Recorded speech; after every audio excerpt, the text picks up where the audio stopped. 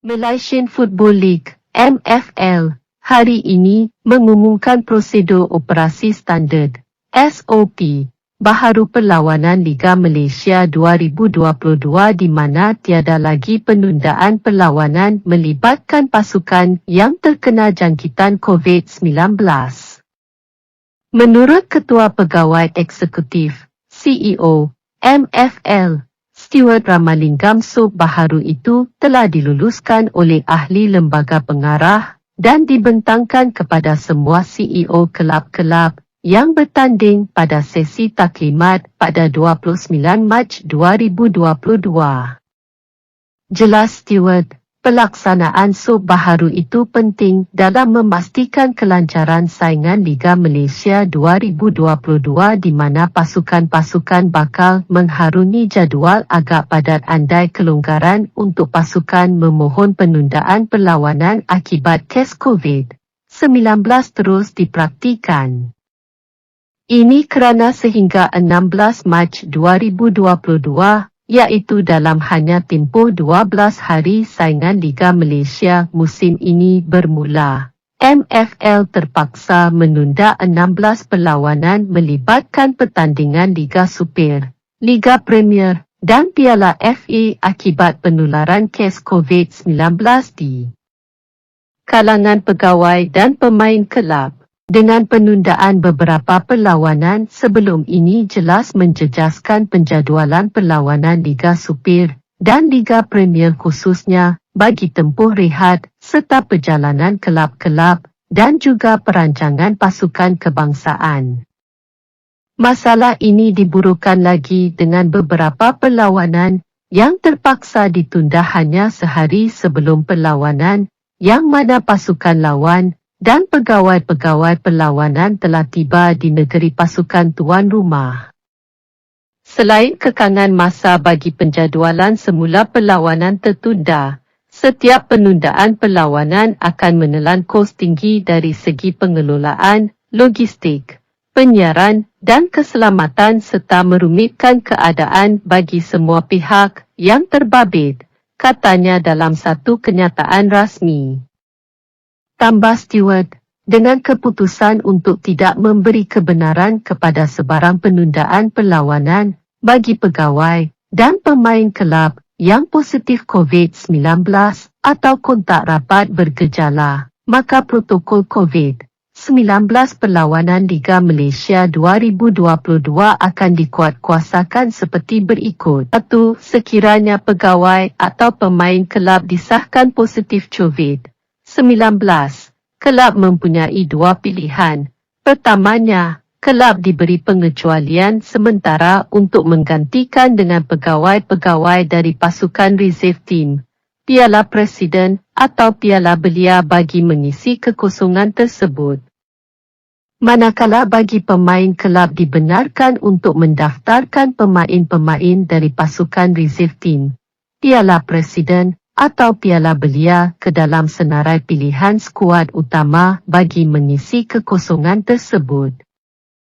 Atau keduanya, jika kelab tidak dapat menurunkan pegawai dan pemain seperti perkara 1, kerana tidak mempunyai pasukan Piala Presiden atau Piala Belia atau pertindihan jadual perlawanan pertandingan, kelab dibenarkan menurunkan sekurang-kurangnya 3 pegawai iaitu penolong ketua jurulatih atau penolong jurulatih, doktor pasukan dan fisioterapi.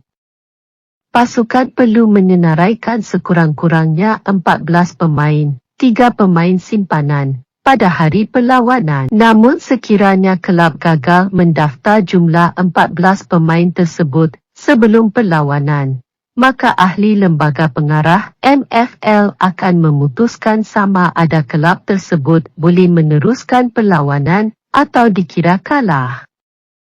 2. Sekiranya kelab gagal mematuhi perkara 2 dan menyebabkan perlawanan tidak dapat dimainkan tanpa alasan munasabah, maka MFL akan merujuk perkara ini kepada ahli lembaga pengarah MFL dan tindakan seperti berikut akan dikenakan. 1. Kelab akan dikira kalah 0-3 dan 3 mata diberikan kepada pasukan lawan. Kedua, kelab hendaklah menanggung kos-kos logistik pasukan lawan serta kos-kos pengelolaan perlawanan serta penyiaran. Ketiga, kos-kos tiket pengangkutan, penerbangan garis miring bas, perbatuan, tol, penginapan, makanan bagi pegawai-pegawai perlawanan seperti pengadil, penilai pengadil dan komisioner perlawanan. Ketiga, penundaan perlawanan akan hanya dipertimbangkan sekiranya kedua-dua kelab bersetuju untuk bermain di dalam tempoh FIFA Days sahaja tanpa pemain yang berkemungkinan dipanggil menyertai skuad kebangsaan. Kelulusan pindaan jadual yang berkaitan turut akan memberi kesan kepada waktu rehat dan perjalanan minimum 2 hari. Bagaimanapun sebarang permohonan berkaitan penundaan perlawanan, perubahan jadual atau apa-apa keputusan berkaitan isu COVID-19 adalah tertakluk kepada pertimbangan dan kelulusan MFL dan arahan terkini oleh kerajaan. Keempat, bagi kelab yang gagal menghabiskan baki saingan perlawanan liga atau gagal bermain di perlawanan terakhir liga, maka perkara ini akan dibawa ke ahli lembaga pengarah MFL untuk keputusan. Perkara ini turut akan menjejaskan jumlah pengagihan dana kepada semua kelab-kelab akibat kekurangan perlawanan berbanding dengan jumlah perlawanan dalam perjanjian antara MFL, penaja dan penyiar. Kelima, bagi tujuan keselamatan dan kesihatan, kelab hendaklah memastikan pegawai dan pemain sentiasa mengamalkan protokol kesihatan kendiri. Adalah tanggungjawab kelab untuk melaksanakan sub ketat ke atas pemain demi mencegah sebarang jangkitan serta penularan wabak COVID-19 dalam pasukan. Sub ini penting untuk semua kelab dalam langkah untuk mengelakkan sebarang penundaan perlawanan yang boleh memberikan impak dari sudut kewangan, tahap kesihatan pemain dan pegawai serta terpaksa berdepan dengan jadual perlawanan lebih ketat. Jangan ketinggalan dengan info-info terbaru hanya di HD Bola. Yang belum mengikuti lagi, sila tekan simbol subscribe. Sertakan butang loceng notifikasi untuk dapatkan info baru di sini. Klik butang suka kalau anda berkenan video ini ya. Yang sudah menekan subscribe, rajin-rajinkan tangan anda untuk mengkomen di ruang komen. Bersertakan kongsikan video ini jika ada bermanfaatnya. Itu saja, terima kasih.